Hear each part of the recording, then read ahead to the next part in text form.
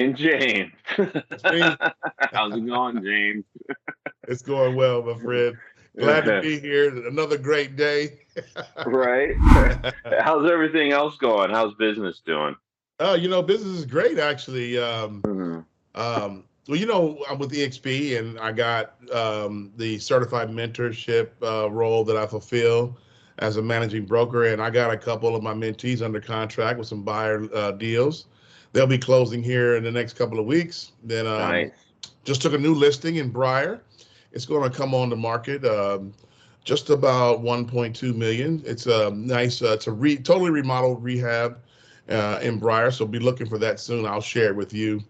Nice. And then another one of my past client referrals have a home that their parents are, of a senior citizen age, and they're looking to downsize. So I'll be listing that one here a little closer to the end of the month. So the market is definitely picking up, seeing a lot more buyer activity, but I've been more listing dominant over the last year and a half. So that's what I'm really enjoying.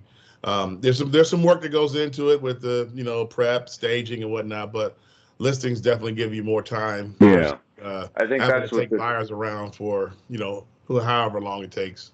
right. That's what the word's going around right now is as a real estate agent, I'm in the mortgage side, right? But I Yep. I read everything, and one of it was is you need to focus on listings right now, right? Yeah. As a real estate agent, you should be focusing on listings, and then Yep. hopefully that you get more from that at that point too. I mean, they're Hmm. selling, are they buying? You know, and then that neighborhood that you're listing in is going to be your marketing area at that point, right? Yeah. So we take the listing approach, quite, I'd say aggressively, from the of course door knocking and open house, but we drill in a little bit more with some help from our title partners to develop a targeted farm list, Hmm. and everybody's going to get within we usually go within about a mile radius, so it turns out to be somewhere between 500 and 600 addresses that'll get a direct mail of just listed. Right. And we usually partner with Corfact, and they give us the opportunity to have a specialized QR code for the homeowner to scan and get the home evaluation. And now we capture their contact information from that. And then if they want to actually talk about what their home is actually worth and what it would sell for in our current market, then we would just schedule an appointment and do a consultation like that. Um, but yeah, the open house definitely is an opportunity to generate at least a buyer or two from that listing. Preferably the actual buyer of the listing, but if they're Right. not the ones for that listing, definitely they're looking to buy something in that area because that's why they're there at the open house. So, yeah, we definitely take the most aggressive approach we can to the listing opportunity. The sellers enjoy it because they feel like they're getting way more than what they would get with anybody else, which we like to believe they are. And again, listings sell. If you go in and you learn about the neighborhood, like you can even ask those potential clients, like, Mhm. hey, this house is for sale in your neighborhood. This is what we're listing it at. Hey, just can you tell me a little bit? Now you're building that rapport too, right? So Yeah, it's not just your, hey, you want to sell, right? Hey, right. hey, you want to sell? You know, You're actually like, hey, what's going on in this neighborhood? How long have you lived here? What parks do you mhm. recommend? What schools are nearby? Like you're gaining that knowledge, and then you're having that conversation, and that maybe at that point that person's like, they know now about that neighborhood. I'm gonna Yeah, call James yeah. to list my house because he got to know this area. He knows it, right? That's I'm right. just, maybe I'm just rambling, but I mean that's what I would do. No, no, no. You'll be surprised at how spot on you are. As a matter of fact, as we prepare for a listing and just the work that goes into it, whether it's again scheduling the stagers, cleaning, preparing all the marketing pieces, neighbors will stop by and say, "Hey, you about to sell that house?" And they want to talk Hmm. about what's it worth, so they can talk about their house or Right. one particular, actual encounter we have with the neighbor. He's actually a heating contractor who bought a piece of property in Seattle. and he's doing a similar thing because this property is actually a flip from an Mhm. investor, and he's doing the same thing in Seattle. So he started asking us, "Hey, what do you think about my place?" And Mhm. so then we had a quick, information exchange. I pulled up some quick comps on my tablet, and I just emailed them over to him. So already building that value, becoming that trusted resource, that local market expert, that Right. really helps to drive the sustainability of your business. Because again, people think about you because you stood out, you took the time Right. out, one, to talk to them, give them some information, and they like really appreciate that. Mhm. I've had it where I've had friends who are real estate agents. They live in a neighborhood, and I'm not laughing because it's funny. It's because I've heard it many times, and I always ask real estate agents when I first meet with them, like, do your neighbors know you're a realtor? And I think majority of the time, like, well, no, I didn't even think about it. Right? It's like that's your hub too, is your neighborhood. Right. And I go, what irks when I get it find out later, and it's happened before where I knew both the real estate agents, Hmm. and but the realtor was selling a home in that neighborhood of the other agent, right? Oh, And the yeah. agent's like, "Oh, I got your postcard." Right? There was a phone call and a funny conversation. It wasn't. There's no ill will or anything. It's just like, "I got your Sure. postcard," you know.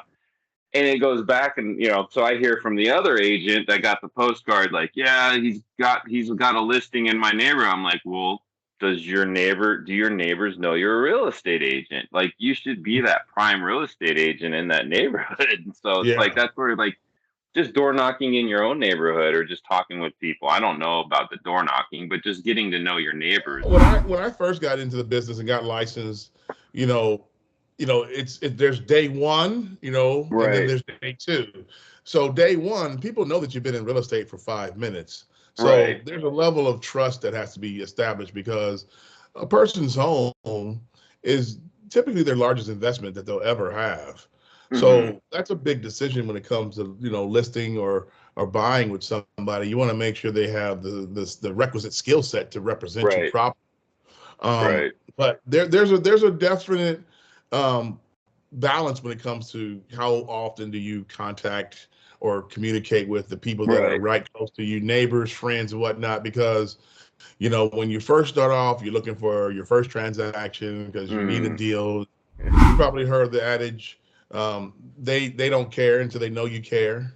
mm, And right, so when you start bringing items of value, your neighbor's got some, like gutters are hanging down or whether they're plugged with leaves or they're just, the fascia board of the house is getting rotted because of constant water damage. And bring a suggestion that, hey, I know a local contractor to get look at your gutters for you, free estimate or whatever. mm, That is a way to get in with the client or the neighbor and say, hey, I'm adding some value. I'm not just saying, hey, you want to sell, you're looking to buy, anybody? right, uh, right. and then that consistency.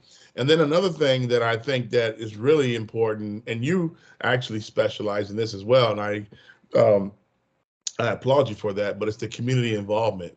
When you get Hmm. involved in youth sports or something with certain groups that have maybe disabilities like Easter Seals, which I know Right, you're part of that as well, that really resonates within the community. You're not talking real estate, but they know you're in the real estate business. right. And people will definitely um, interact with you for your real estate or mortgage Yeah, business because they know you care about the community.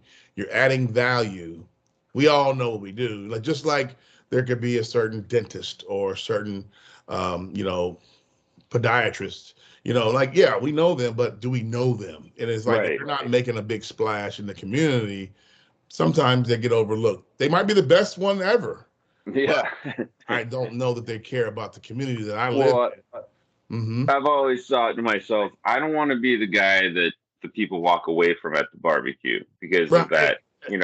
Hey, how was did you Yeah. hear about interest rates? Like I want to get the information out there, but yeah, I've learned over the years is allow people to come to you and talk, naturally about it Yeah. versus it's And, not and, a and, and, sales and pitch every time, yeah, like I think you and I we really specialize in that, especially like when we're out on the golf course or somewhere, Right. you know, having a burger afterwards, and you hear people talk about, man, I gotta, gotta find a house, but I don't have 20% down.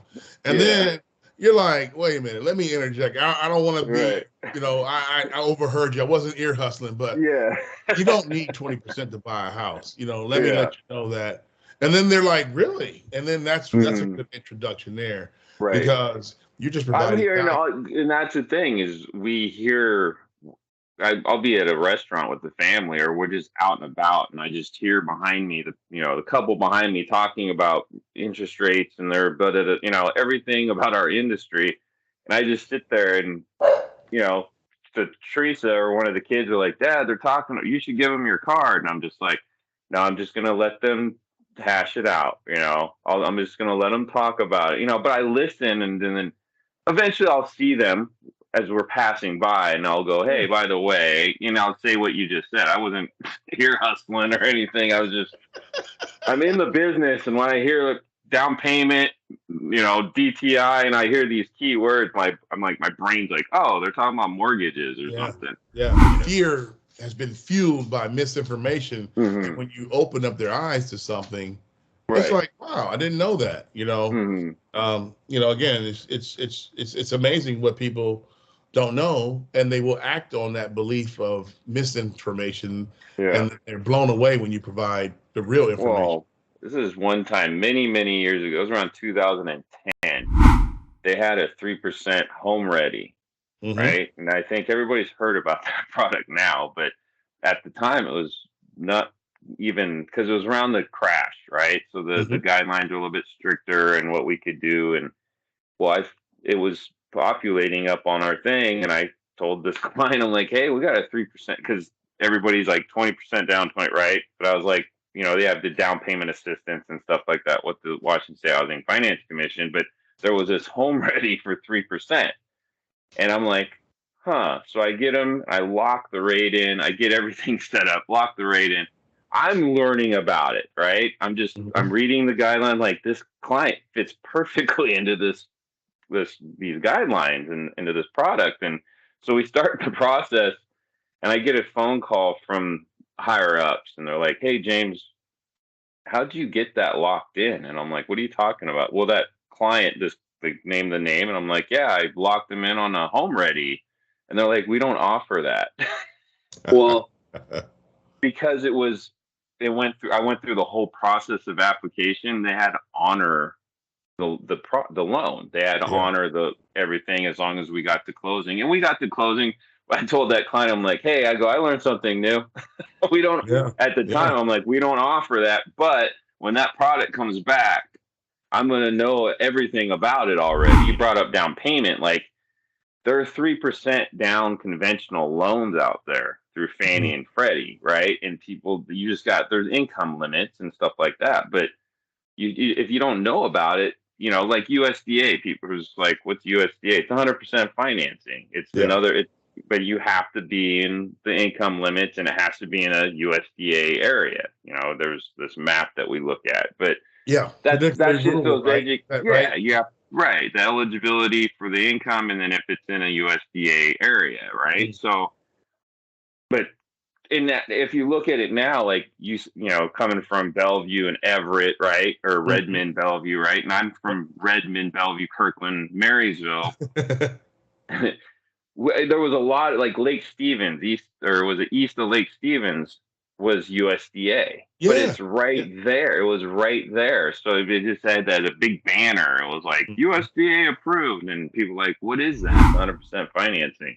And they're like, oh, I didn't know about that. It's just fun to watch that spark when you teach somebody something about what we do, and they're like, oh, I didn't know that. That's why I like what we do, is because we learn off of each other. And I mean, addendums. There's addendums I never heard of when I first started, and then now I'm like, I could tell you what they are, right? With how many contracts that we look at.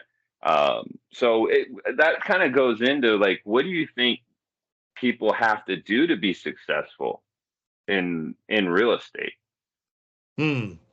I mean, you kind of named some already. You've already talked about some, but what would be like the first thing that somebody should do? Great question. I think someone should definitely have a realistic viewpoint on um, the work it takes to get into um, contract with a buyer or seller, Hmm. primarily with the buyer. Um, I think it's very, very rare that a new real estate agent is going to come in and have a listing, unless it's going to be Right. a family member or a close friend. Hmm. So you're going to typically be working with a buyer. Understand that it does take 30 days or more typically to get that home from contract to closing. So you're not paid, you don't get paid until you get there. Hmm. And so, first thing first, have realistic expectations about the financial impact of when you get paid. And then when you do get something on the contract, celebrate, but don't celebrate too much. Keep moving toward the Right. next deal. The next thing I would say is kind of like work on your skills. You passed the state exam, great. That's awesome. But that's just the tip of the iceberg. You need to I recommend working on your best skills when it comes down to your preparation, your presentation, and then how to close the deal. And that's a delicate balance between, preparing yourself by, you know, participating in conversations like this. Talk to local experts in other industries in the same industry to find out what do they do that's successful. What would they avoid doing if they could do it all over again? Those Hmm. kind of things. Then learn how to present, learn how to speak. If there's some deficiencies in, how you put together words and phrases, you know, I read a lot of books, that can really help with, um, how to, again, put together phrases, generate a very thoughtful insight, and be able to articulate it properly. When you can do that, you're going to captivate the audience because you're going to sound like you know what you're talking about. Hmm. If you're using jargon or slang, or if you misspeak or misspell certain things, that can knock down your level of credibility with a potential Hmm. buyer or seller. And then know how to close, know how to ask for the business. Again, goes right back into the whole conversation about, am I just speaking to everybody with commission breath?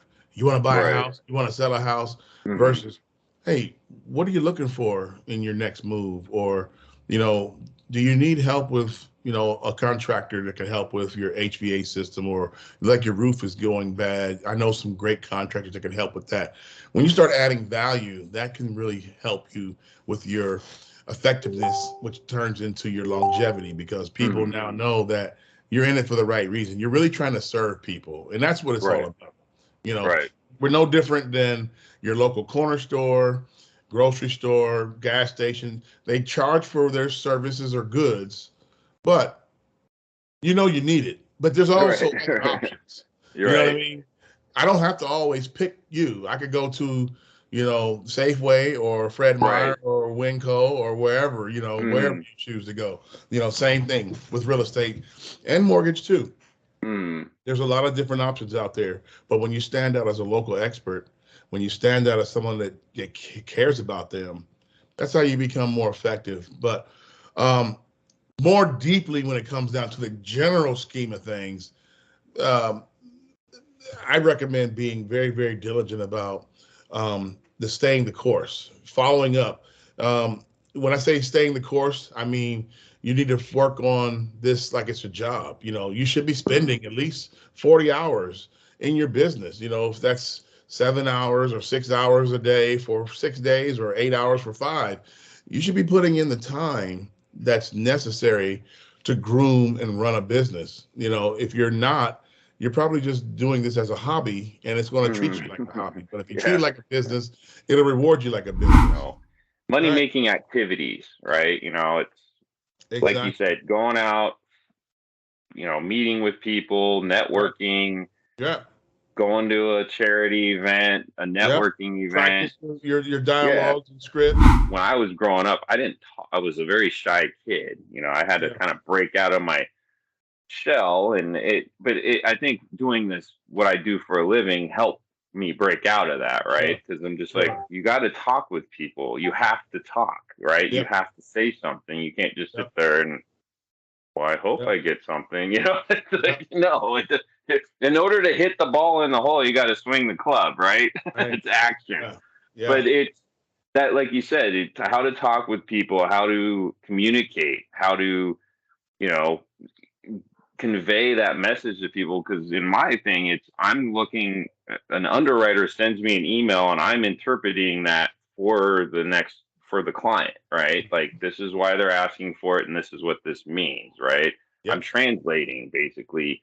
It's all in English, but it's just like you said, there's a jargon and stuff. People like don't I say DTI, I don't say it to a client. I have to Yeah. debt to income ratio, right? Because Mhm. it's just so they understand what's going on. If I use the jargon, they think I'm BSing them, and there's a Right. jargon right there, Right. right? I'm Yeah. bullshitting them.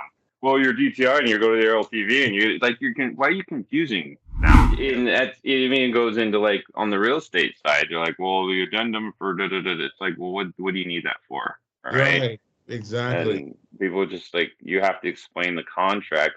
I've come across so many clients that I've helped, and they're like, they don't understand why they're signing an addendum to something, right? And I'm like, Mhm. well, then I can't answer the question.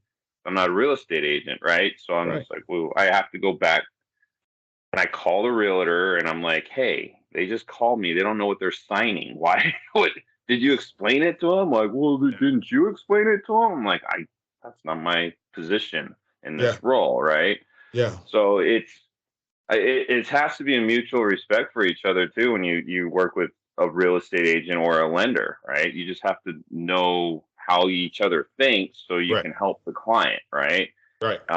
I've talked with real estate agents. It's all about getting the paycheck. It's getting the close. Sure. I'm like, well, that's all great, but there's this family that's involved too. It Mhm. doesn't just. It's not just a paycheck, right?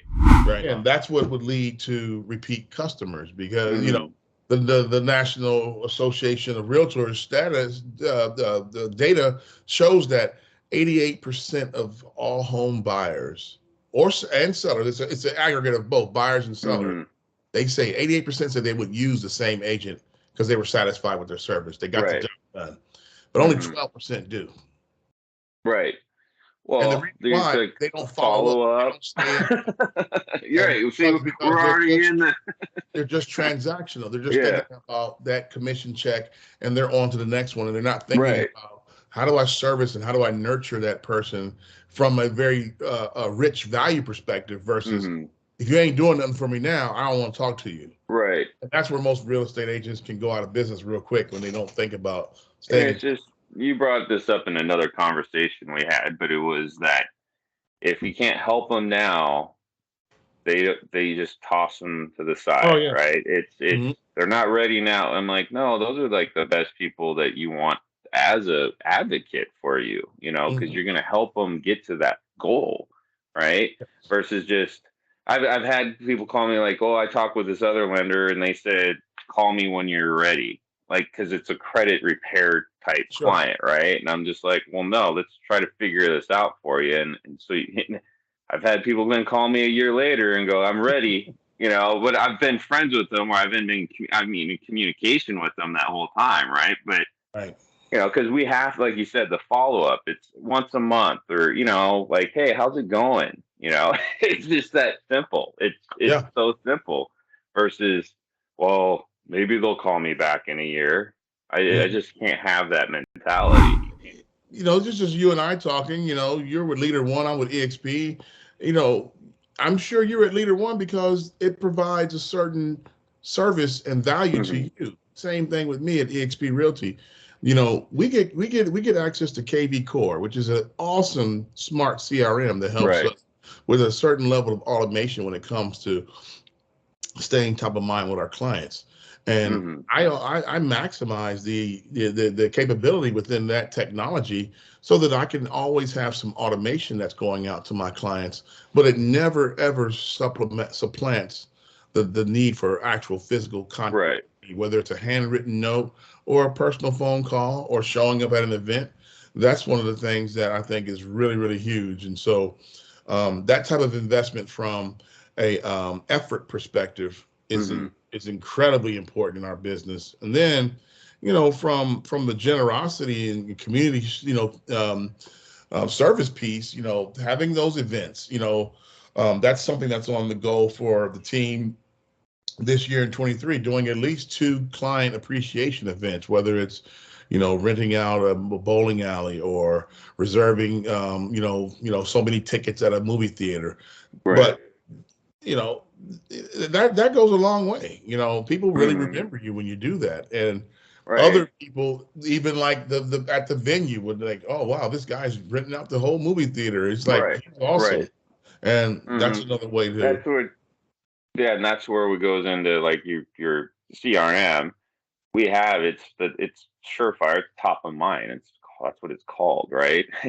Yeah, And that's where those I set it and I kind of forget it, but I forget it. set it, but I still Exactly. have the data to watch to see who's opened those emails and who's looked at them, and then I that tells me, oh, send a text or send a phone call or an email. I'm like, hey, Yeah. how's it going, You you John? you know you Like, know you got the birthday and you got the right. closing you You got the got closing holidays. anniversary date. Yeah, So those exactly. those are at least 2 touches you should have automatically. But Hmm. then if you got the holidays, so Right, that's like what, 12, at least 12 touches there. right, There's always a national day of something, national hot right. day or I was thinking whatever. of doing that. Yeah, I so was you like, got all those different touches, and then if the spouses and the children's birthdays, that's 2, 3 other touches, and mhm.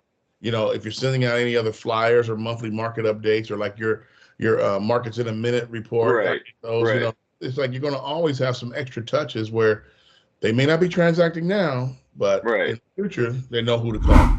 And then you go into like the community stuff, and that's where, yeah, you go online and just find out how to volunteer, Yeah. and just get involved. And you don't even, when I go, it's pretty much I wear a hoodie and jeans, and I Hmm. just show up with gloves and go, where do you want me? And that's what I Yeah. do, But it's just the involvement of that is it, it motivates me more. I believe, coming from a place of service and gratitude and Mhm. abundance, and humility and whatnot, it can be a little bit of detriment too. I would say it's really important to make sure you do share those experiences with the rest of the world, and with Right. those little short videos or selfies. But I get it. But your mindset is that I don't want to be braggy about this. Like I'm not trying Mhm. to show everybody like I'm helping these poor kids or Yeah. whatever. Like, how You're many like, times have I gone to the food bank, right? yeah, Just to drop stuff off. I'm like, yeah, you just want to be generous with that. right, Obviously, you want people that want to be on video and right. whatnot, but still, yeah, I think it's important. I too had that same thing before I came out of my shell when it came to Uh, doing a video like this. It might, 5 years ago, right. I might have been terrified to do that. Now it's like, bring it on. But Yeah. again, and again, it's like I started caring about other people's opinion, Hmm. when I could deposit it in the bank. Right, That's when I got to right. that breakthrough. Like, Yeah, but before I used to think about their opinion to the point where it paralyzed me. I wouldn't act upon it. right. Now I'm Yeah, like, if you don't like something, that may create an opportunity for us to have a conversation. right. Because That's I'm a sure good point. people are quick to give a negative comment too, Yeah. right? So Yeah, we've heard them. bring it on. And again, it might create a dialogue opportunity, but then you can win that person over, and they Yeah. might turn out to be a client. So Hmm. I love this opportunity. I'm glad you put this together. Why do Yep. you think people quit real estate? I got into this business when the market was still on sort of the up incline, and it was still going up from the 2008 9 crash. So the market was still pretty healthy, but it was rather saturated with agents. So there was Hmm. a lot of competition for buyers and sellers. And so being new and um, you know, I guess you could say unprepared, or I wasn't at the skill level that I was at the time. It wasn't always a commission check that came in every month. Hmm. And so there have been some times, some very lean times where I had to really think about, is this the right thing for me? Should I be doing this? Should I go back to my old job and whatnot? And the thing that kept me going was my why. So the Hmm. why that I had for leaving the job was what kept me in real estate. I wanted more control over my lifestyle. I wanted more freedom. I wanted more of a work-life balance that I could not get from an actual job. So my career in real estate is what's fueling my opportunities to take care of my family, to take the vacations that I need to or want to, go to places that I want to go to when I want to go. And so that why is what kept me going when there wasn't a paycheck coming in. Mm-hmm. And then number two is really all about discipline, because this is a cliche as well that people don't plan to fail, they fail to plan.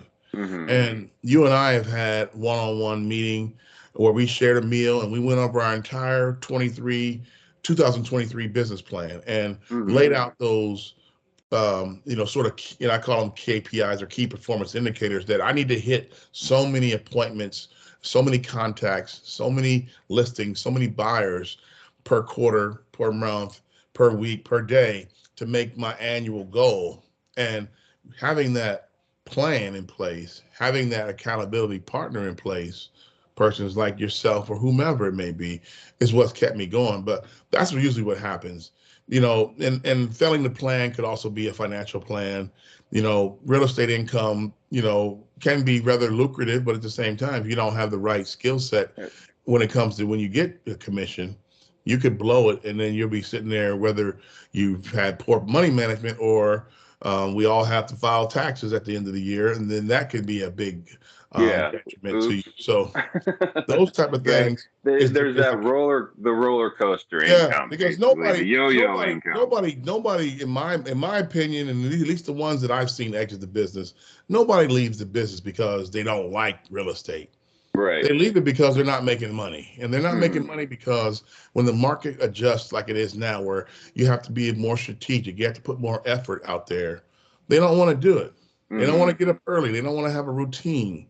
They don't want Right. to practice their skills and work on their dialogues, work on their their publications or their social media outreach, the way they're communicating with their clients, following up with them, Mm-hmm. providing value. When they stop doing that, that's the hard work. Nobody wants to do Right. that. Everybody Yeah. wants to show up at the closing table, but nobody wants to Yeah. do the work in between.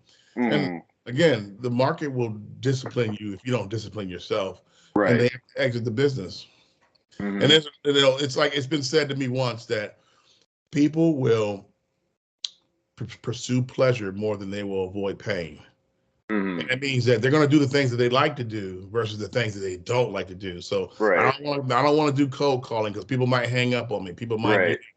that's pain. So I'd rather Yeah. pursue pleasure. So I'll go clean the kitchen, or I'll, Yeah. I'll you know, play Tiger Woods golf. I'll do this later. Exactly. I'll make the calls later.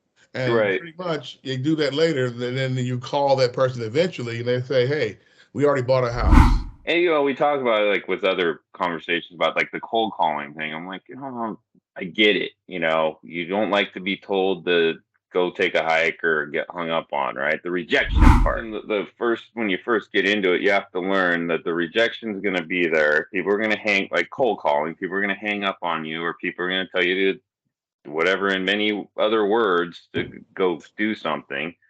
But I turned that into a game. I think I've told other people, I'm like, okay, how many people are going to tell me to go or hang up on me? And how, I would keep score. But then there was that yes section on that paper. And when I get that yes, I'm like, bam, got an appointment. Bam, okay, they want to get right. There's the yeses will outweigh all those no's. I mean, Yep. I just got to explain to people like, you're going to go door knocking. People are going to slam the door on your face. People are going to, I've had a guy yell at me through his Ring doorbell, Right. like, and I'm like, oh, I'm here to drop it was door knocking with the real estate agent. I'm just letting him know, hey, there's an open house. And he walked to the Mhm. door and he got in my face and yelled at me. And I'm like, I'm sorry. I'm sorry. Yeah. And we walk out in the street and the real estate is like, how do you deal with, I'm like, it happens. I'm like, Hmm. there's some people that are just that way. So I'm going to let the audience know is we've been doing these conversations about once a week here. I'm Sure. hoping, depending on schedule and time. And then we'll continue going on and we'll think maybe some help from you, the audience, is what would you like to hear about what's going on in the real estate or mortgage industry? Any questions you have, or, we'll have our contact information, of course, in the description below and all our links and everything, but is help provide information or content for us to talk about. If that's, what's going on right now in the real estate market, or what's going on right now in the mortgage, we like to be the people to answer those questions and find out that information for you. So thanks again, James. You're welcome. It's been a pleasure. Thank you for having me. Anything else you want to add before we stop?